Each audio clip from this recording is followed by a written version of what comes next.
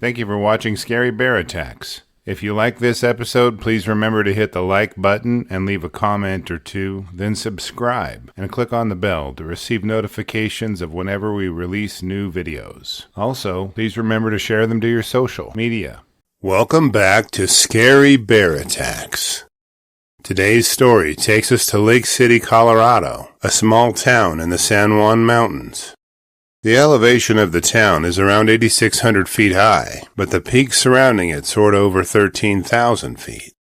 The steep valleys between the peaks are crowded with dense forests of lodgepole pine, Engelmann spruce, quaking aspen, and Douglas fir trees. Beautiful flowers from columbine, Indian paintbrush, and lupine display their glory between waves of sagebrush. Beneath the forest canopy, bushes like Oregon grapes, elderberries, gooseberries, and currants offer up their sugary treats in their season. Because the area has a high elevation, summers are cooler than other areas, rarely reaching into the 80s. The winters here are cold and snowy, with temperatures staying below zero for much of the winter. Animals that roam the hills around town include elk and deer, with beautiful songbirds displaying their lovely feathers for birdwatchers. Predators in this area include bobcats, coyotes, cougars, and an ever-growing population of hungry and dangerous black bears. In the early evening of Thursday, October 3rd, 2024, a 74-year-old man whom we'll refer to as Randy was at home with some guests. As the group relaxed in the living room, a loud thud rattled the house. Randy had no idea what the thunderous noise may have been and headed to the rear of the dining room where the noise had come from. Rounding the corner, Randy's eyes were filled with an alarming and dangerous sight. 4 black bears were just inside the sliding glass door at the back of the house. He knew he had left it cracked a few inches to allow fresh air into the home, and quickly determined the loud noise was the door being flung open by the sow. Randy knew he was facing a dangerous sow bear and her 3 large cubs. They were large enough to kill him if he made the wrong move, like startling them or cornering them in a location with no escape. He decided he would use a chair to shepherd the bears back outside and slowly slid it across the floor toward the bears. With the chair positioned between himself and the bears, Randy calmly and slowly moved toward them. He expected them to assess their options, thinking they had entered the home by mistake. Instead of turning around and leaving, the sow took exception to Randy approaching her and her cubs. She lurched the few feet between them in a protective attack on behalf of her cubs.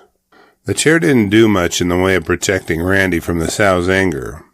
She bowled into the man, sending him crashing against the wall. Losing his balance, Randy slipped onto his back, and the angry sow stood over him before he could attempt to regain his feet. Now aware the bears were not going to leave and were attacking him, Randy raised his hands out toward the sow to ward off her claws and jaws.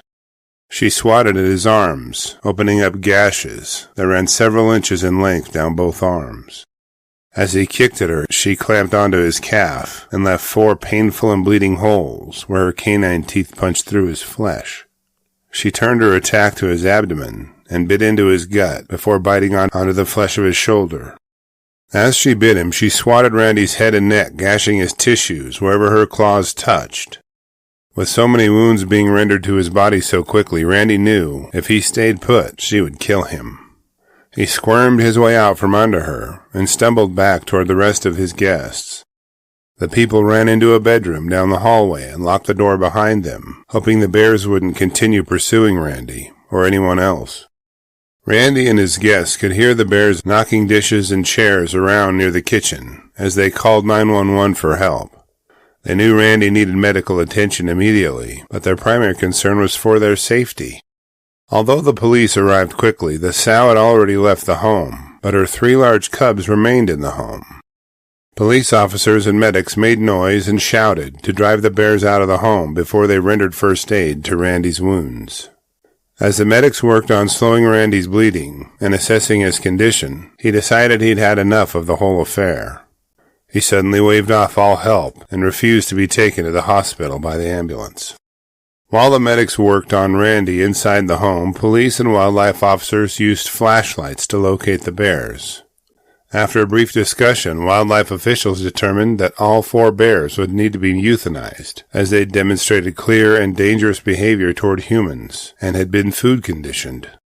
If the bears weren't conditioned to human sources of food, then it may have been possible for them to return to the forest and live normal lives, but that just wasn't in the cards. One by one, each bear was dispatched by the wildlife officers. Their bodies were collected and taken to the Colorado Parks and Wildlife Laboratory in Fort Collins for analysis. Every detail of their health would be examined, and a panel of tests measuring disease would be utilized. This attack was clearly a case of food-conditioned bears invading a home in search of food. The sow didn't attack to protect her cubs as much as she did to protect and defend what she determined was her food source. She and her cubs had an easy escape route, and none of her cubs were threatened by Randy's actions.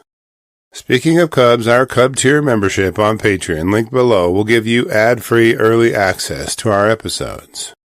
The $3 per month goes a long way in helping me continue producing educational and entertaining content like this.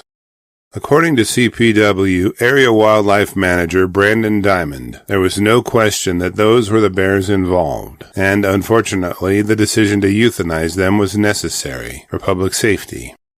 As he explained, when a bear reaches this level of human habituation, a lot of interaction with people has already happened. This tragic situation highlights the consequences of bears becoming too comfortable around human activity. This incident was the first bear attack in Colorado in 2024, with 6 reported attacks occurring the previous year. Since 1960, there have been 96 reported bear attacks on humans in this state. There are reportedly between 17,000 and 20,000 black bears in Colorado, and the state spans an area of 103,000 square miles. This puts bear density at 1 black bear for every 5 square miles, including urban areas. Bear encounters in areas like Hinsdale County, where Lake City is located, have become increasingly common, with CPW receiving 8 reports of bear activity in the area before this attack. However, many incidents go unreported, with people often discussing them on social media without alerting authorities, as was the case here. After reviewing the facts surrounding this episode, I'm left with a few questions for you. Could this attack have been prevented if the sliding glass door had been securely shut, especially during hyperphagia, when bears are actively foraging? Should communities in bear-prone areas adopt stricter rules on securing garbage and food sources to prevent these tragic encounters?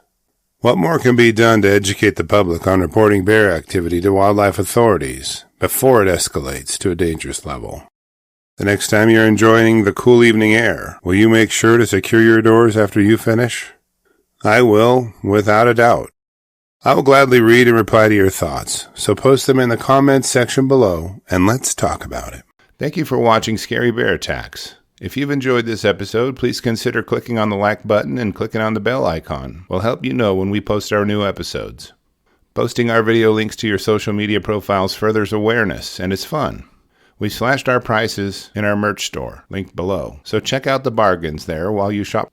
As a member of our human community, remember to adventure bravely and be careful out there, especially in bear country.